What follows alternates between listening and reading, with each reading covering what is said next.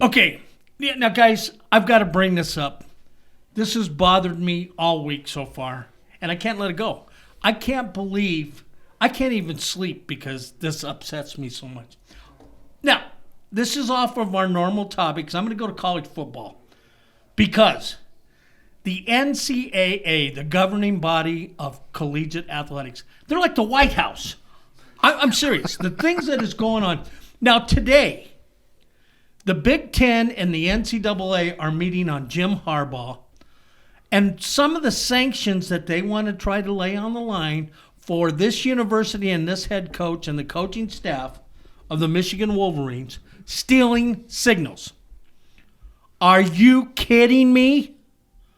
You've got the NIL where players are being illegally recruited. You had a kid last week that's going to sign with Bama. He's going to sign with another SEC school. They're going to give him $150,000 extra that day to not sign with Alabama and to sign with that school. That's legal over stealing signals? Somebody please help me. The people in the streets are crying on this one. And this NIL is so bad. You've got 4 more Big Ten players, by the way, Big Ten Conference. Let's hear that one. Let's talk about that today at your meeting. That are illegal bookmaking with their NIL money. Shocker. And we're going to go after Jim Harbaugh for stealing signals. Can you guys explain this to me? I got nothing, but I agree. I mean, it's just one of those things. I feel like, the NCAA has to do something about it since it's been so public nowadays. But, I mean, everybody does it. I mean, you can't tell me not every coach in the league's doing it. It's one of those things. I think it's only illegal if you get caught. And unfortunately, they got caught, and now they kind of got to pay for it. But the NIL is just a whole different ball of wax. Now, here's the topper.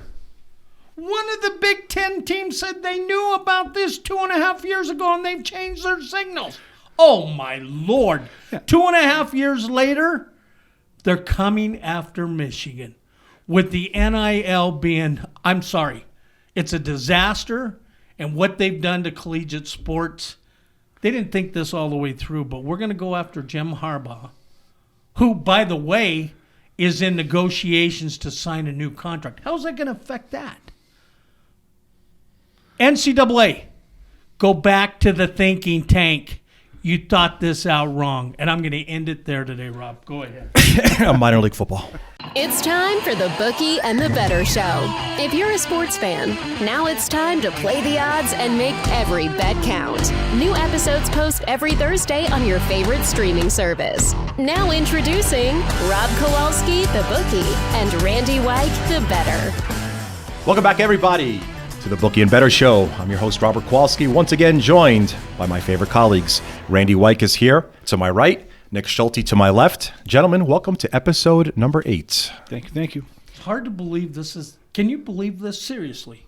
We're at the halfway point of the NFL season. I can't believe that as much as I can't believe that you have a supercomputer coming up with odds. You know what I did this week? The Randy White computer is picking pretenders from the contenders. Did you get that domain name? RandyWhiteComputer.com? I haven't yet, but I'm trying to come up with something By good. By the time this episode's done, it'll be gone. So. I'm buying it right now. I think it needs to be the picks are right. RandyWhite.com. Picks are right. Well, week number 9 is officially here upon us, amongst other things. I do also want to go ahead and call out a accolade at the very least. I know, Randy, you said something about parlaying a bunch of favorites in week 8 and week 9 going back 10 years or something like that. That's fine and all good. But actually, someone here at this table did say the Texas Rangers in 5. Nick? Thank you. Take a bow. Bruce Bochy. I mean, I think he could be the Phil Jackson of baseball. So we'll see what happens. I actually thought with Adolis Garcia that he was announced like just before Game 5 that he was going to be out, and then Scherzer was going to be out. I'm like, oh, Arizona could catch some heat, and then end up clipping this in 7. But not so much. I'm happy for him. It's always good to see a team go out there and get the first one. So, first World Series, yeah. And it's pretty, I mean, from a player's perspective, it's kind of hard to think about obviously coaches and kind of what they do and does the coach really make the team. But to have a team that I think they were under 500 last year, and then he comes in his rookie season, for lack of a better term, and takes them all the way to win the World Series. Well, and think this one through. This is a little bit of trivia. You realize 9 of the last 10 years in the World Series, we've had 9 different league champions. World champions. Think that through. Major League Baseball's going to like that. You got 9 different champions. Good for parity. Yeah. I mean, no one wants to see the same thing over and over and over. That's just a boring league. Yeah. Speaking of things that are not boring, things that we're going to be covering this week in the NFL, of course, we've got some really, really great matchups. Dolphins and Chiefs are going to be playing in Frankfurt quite early in the morning. Bills and Bengals, we'll take a look at that matchup. Onwards, of course, we've got the NFC East, Cowboys and Eagles. We'll talk a little bit about the Seahawks and Ravens as well. I like that matchup. Randy, if we go ahead and start from the very top, start from the very top of the menu, as a matter of fact. This game in Frankfurt has the Dolphins and Chiefs. I'm really not quite sure. Do they do Wiener Schnitzel over there before the game? Yes, they do. That's a big extra sauerkraut. Extra sauerkraut is absolutely. Yeah. So that's going to be part of the tailgating there? Sure. Okay, I'm just asking. Steins everywhere. Go ahead. I'm sorry. So we opened this game up at Baldini's as a 1-point favorite, crawled all the way up to 2. Here we are now this morning, probably, still 2. The total 51, so that's kind of been steady. Randy, any way the Miami Dolphins offense gets stopped? Well, I'm going to say this because I believe I said this last week. If you look at these top teams in the NFL, they haven't looked themselves, top to bottom. That's a fact. Teams that played well last year are sluggish. Even the Eagles, who at 7-1, you question the defense. The Chiefs stunk up the field last week. I do not believe, and I think they're not college kids or high school kids, but I think they were looking ahead a little bit. I really believe, and Patrick Mahomes was under the weather with the flu last week, I really believe they're going to have their game faces on. Miami, look out.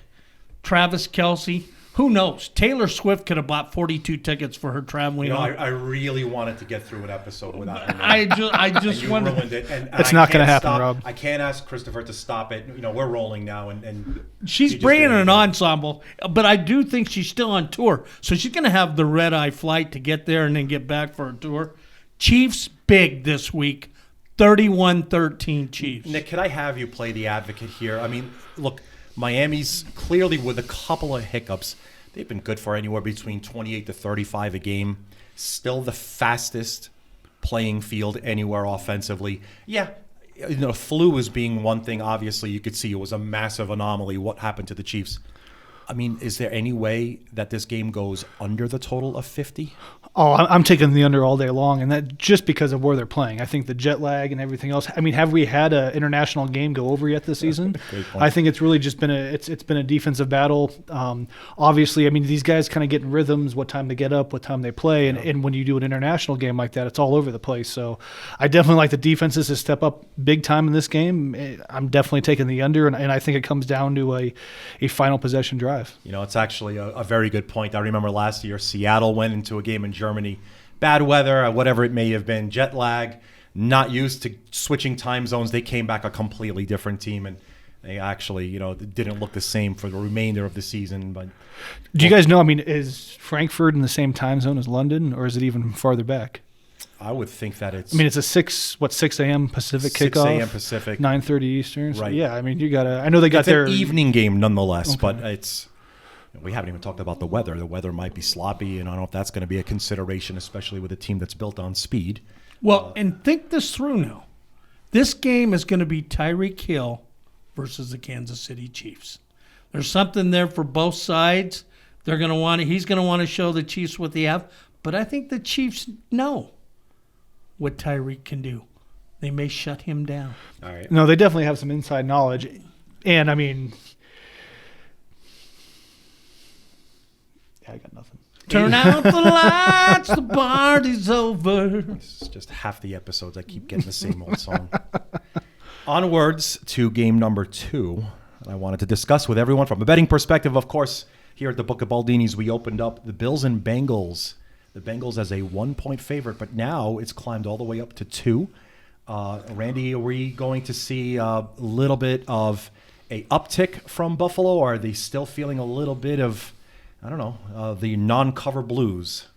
Well, you got to admit, if you wanted to take dogs this week, there's several dogs. I mean, obviously Dolphins might be a money line play, although I still like the other side. Here's another one.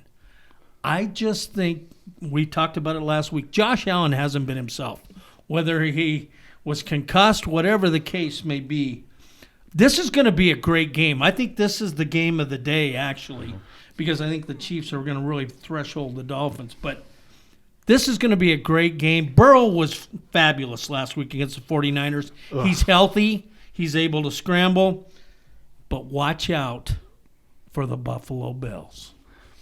Well, if you remember going back to last season, I think it was tagged as the game of the year too, and we all know how that one kind of played out. So I think the Bills kind of have that in the back of their minds a little bit, and I think they're kind of going to want some payback on this one. So I like the Bills, but with being the Sunday night game, I like the under.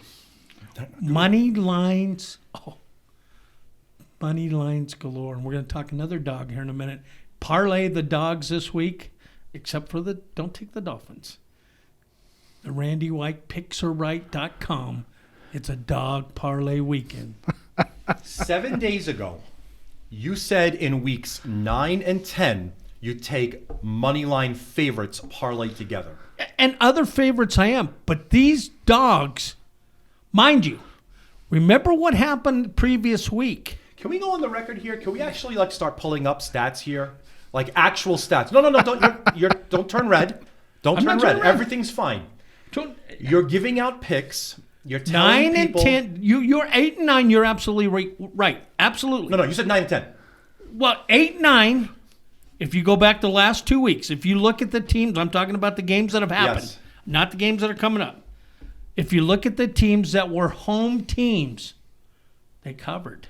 A lot of them covered. Right now, bookmark this time note. Buffalo, Cincinnati. Who's your pick? Buffalo Bills. +2. +2. I'm taking them on the money line to win outright. Nick, under. I like the under, and I like the Bills. I take the Bills with the points. Take me out to the ball game. Oh, that's the wrong sport. Cowboys and Eagles is up next. That's going to be the game of the year right there. As we opened up, the Philadelphia Eagles as a 3-point favorite at home. The number has not changed or budged one bit at the Book of Baldini's. Randy, tell me why.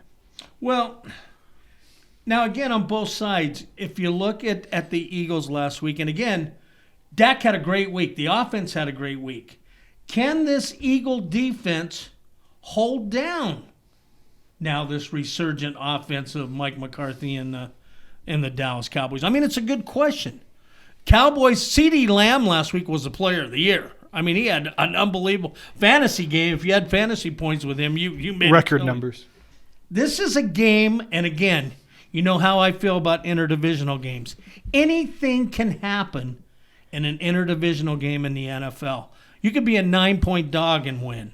So you got to keep that in mind, and you got to look at who these teams play next week when you start thinking this through. This is a big game, and it's a big game more often with the seeding than it is just where your current record is. This is an important seeding game, and keep that in mind when you look at dog versus favorite. Eagles winners of 7 of 8 this season. Randy, are you taking 3 or laying 3? I am taking the 3 on the money line with the Dallas Cowboys, America's team. Randy Wike, towin.com. He keeps calling out this domain name for some reason. It doesn't even exist. I just bought it. It's going to. He's going to have to start paying me royalties here. People are going to quick. go get 440 hours, and then it's going to happen. It's going to happen. Nick. Well, I definitely like the over in this game. I do think it's going to be a shootout. I mean, the Cowboys, this is kind of a make or break game. I think if they can't pull away and get a win here, it's fire sale time in Dallas. So I definitely think it's going to be a shootout. I like the over. I definitely take the Cowboys +3 in the over. You know, it's a funny way to look at it. You know, one team 7-1, clear control of the division. But you're right, one game, obviously a division game that puts them within a game of the lead of the division. Wild card, I probably thought would probably need about 10 wins, gets you in. Week number 9, you've got 5 now. This is a very, very huge game in Philadelphia. Now, do you guys want to hear my computer I always want to hear your computer. Okay, so my computer pick this week is 24-20, actually an under. Now, if Dallas wins 24-20. Well, that's just how the prediction came out. No. Your computer. Yes, 24-20 Cowboys, but under 46. I'm giving you 24-20, but my computer has the game under. And something to look at when these two teams, again, it's an interdivisional game. And again, because of the seeding and the importance of this game, you're going to see them try to control the ball more, running the ball. And we'll see if that holds true. Nick, a thought? No, I think it's just going to be a shootout, passing all day long. They're going to go down the field. And I think because it's going to be interdivisional like that, I think it's got a chance of going into OT. So I definitely like that overplay. The one thing the Eagles have been known for this season is their incredible defense against the run. Pollard could be in for a very long day. He's kind of had an off and on season, being the guy that's the bell cow. I don't really know if it's going to end up having a game where he is going to get 20 carries because of the need to make sure that you extend plays and be as efficient as possible. But I guess we'll have to find out. Well, plus my wife's from the Dallas-Fort Worth area, so I've already been told I'd better say Dallas tonight. You wouldn't lay Philadelphia points. You wouldn't bet against Dallas even if it was $1 million. All my exes live in Texas. I really have to apologize at this point. I'm really not quite. He's just likes to sing. It's the next American Idol. Last game that I wanted to cover today, gentlemen, is the Seahawks and Ravens. A game that actually finds Seattle in a position to not only make the wild card, but I don't know, perhaps challenge San Francisco at this point. I'm not quite sure if we're even talking about them just quite yet. Obviously, Nick wants to talk about them with whether they're on a bye or not. However, this game does feature two teams that are really, really spectacular so far. Seattle 5-2 on their season. Baltimore 6-2. And the Ravens moved from 5 up to 6 right now. Randy, 6-point favorite Baltimore Ravens. The total is 44. Laying or taking? Well, this game reminds me of the Ravens-Lion game. Okay. I mean, and with the hype and where we're at, Seahawks are building. They want to get there. They're right up there in the NFC West. But the Ravens destroyed the Lions. At home, mind you. Right. I have kind of the same scenario going here. I think if Lamar comes out and plays his game and the Ravens play like they've been playing, this game will be over by halftime. Nick. Yeah, for some reason, I just like the Seahawks in this game. I got nothing to go on. It's just kind of a gut feeling that I have. I think the Ravens have kind of shown this year they're kind of wishy-washy a little bit. They're not very consistent. So I think they might be thinking ahead a little bit, especially with a spread at -6. I think you take Seattle all day long. I do like the over, though. Okay. Well, I mean, look, Seattle is as healthy an NFL franchise is right now. Perfectly clear at wideout. Great at tight end right now. Quarterback is healthy, which a lot of teams can't say. Kenneth Walker III is healthy. So they've got a full arsenal. Defense gets bolstered by some trades. Catching 6 theoretically makes sense. It's an awful lot of points for a team that's 5-2, albeit being on the road, albeit, as Randy said, Ravens completely dismantling a team that was, clearly forget about, a division favorite. They're a Super Bowl favorite in the Detroit Lions. But I can't actually disagree with you on that point. I think it just comes down to which Ravens team we're going to see on Sunday. That's true. If it's and I really think the Seahawks know what's at stake in this game, and I think they're going to come out fired up on all cylinders. So, well, we just covered 4 games that I really wanted to touch base on from a betting perspective, Randy. Out of those 4 games, or perhaps one that we haven't discussed, is there one game that you circled on the sheet that absolutely stands out the most from you from a betting perspective? Well, again, that Seahawks-Raven is the one I circled because, again, this is where pretenders from contenders comes in. Week 9, yeah. Because, again, right now we have Seattle as a contender. Will the Ravens turn them into a pretender? And you could also say the same thing about the Eagle-Cowboy game. If the Cowboys lose, what does this do to the NFC and the teams that are playoff bound? So contenders from really the pretenders this week. Nick, is there a game among the four that we discussed that stands out the most from you from a betting perspective, or maybe there's another one that you'd like to bring up? The one that I really like this week is the Falcons -4 at the Vikings. I mean, obviously, Kirk Cousins being out for the season. I think they got Dobbs in trade, but I doubt he's going to probably start this week. Right. We still have their big guy. think he's still on IR until like the 11th or 12th. So I think the Falcons only giving up 4. They should win by 10 easily this week. Taylor Heineke. So You're okay with that too? We'll see what happens. But when I looked at this sheet, I like the Falcons. I'd say if I money on the line, that's the Atlanta Falcons would be the play. Okay. Survivor play? New Orleans Saints this week? Browns. Or do you go with the Browns? Browns all day. Well, you've got to believe. Who is the if starting you're still quarterback in for the- Arizona this week? Has he even played football before? Well, he plays music. And you're a singer. Yeah, he plays music. I think his last name is Toon. But really, I mean, if you're going to take 2 Survivor picks, you got to kind of lean towards the Saints or the Browns, right? Yeah. I mean, those are the 2 you think sure wins. Both are at home, by the way, too. And that's what I look at as home. The one that I would finally have to weigh in on, and from this side of the table as we set up a counter, I typically don't offer up situational plays, but yeah, if you're looking to back a team to move on in a survivor pool, I think I'd rather take the team that we know who the quarterback is and we know can perform against. I would probably take the Saints here as well. But yeah, you can't pick a quarterback with the name of Toon. Thanks so much for joining us, everybody. This was episode number 8.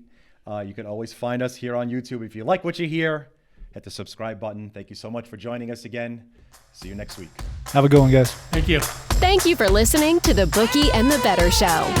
New episodes post every Thursday on your favorite streaming service.